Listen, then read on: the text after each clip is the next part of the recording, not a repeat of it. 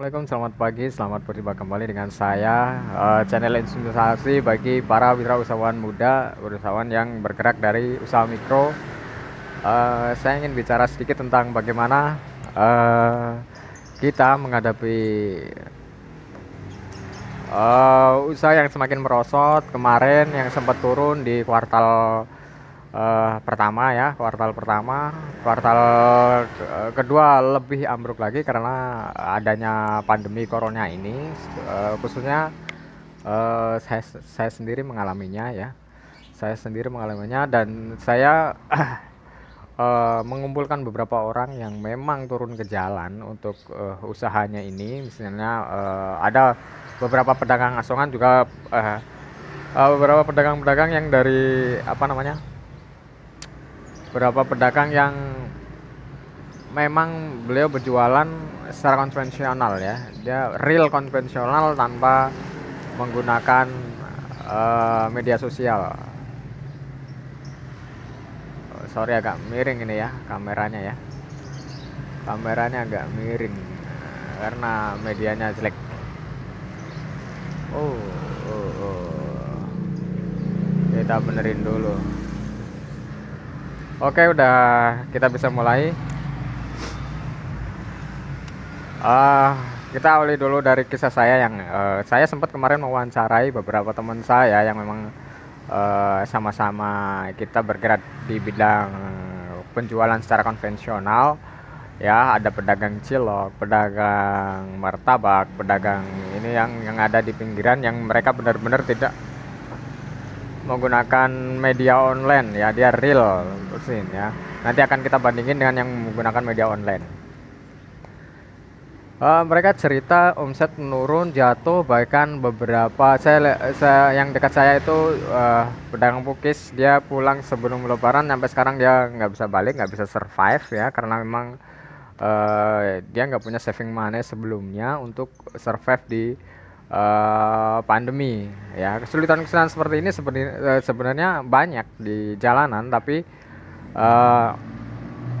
nggak tahu bagaimana nampungnya, nggak tahu bagaimana apa namanya ngasih solusinya. Tapi yang jelas pemerintah sebenarnya udah memberikan apa ya, memberikan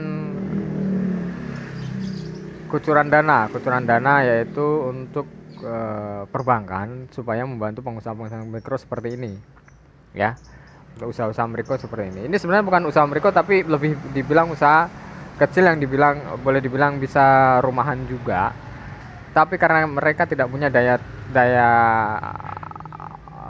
apa namanya, daya wawasan yang bagus, jadi mereka tidak punya kesempatan untuk mendapatkan dana-dana ini ya.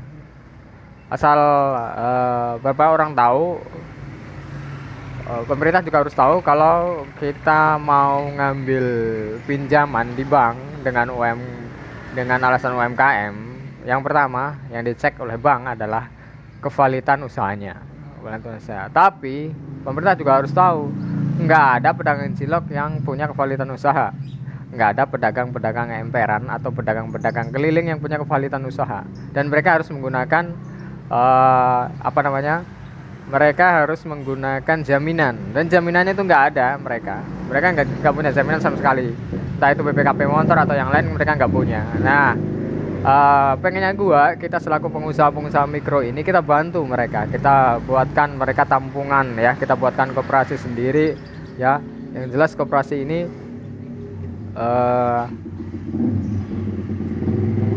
bisa membantu mereka lah, cukup membantu mereka, yaitu bukan, kalau dari saya sih bukan karena koperasinya untuk modal usaha. Kalau modal usaha bisa dari mereka sendiri, tapi kita bantu keseharian mereka, mulai dari bahan pokok, mulai dari makan, kontrakan ya, kita bisa tampung itu ya.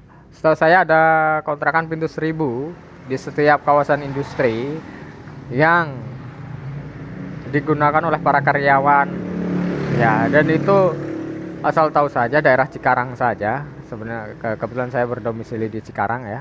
Daerah Cikarang saja, satu kontrakan itu nilainya per bulannya ya, kosnya itu sampai sekitar 700-an, 750, 700 sampai 800-an, dan itu belum listrik dan lain-lain ya, belum listrik atau kebutuhan yang lain. Nah, saya rasa itu cukup berat sekali.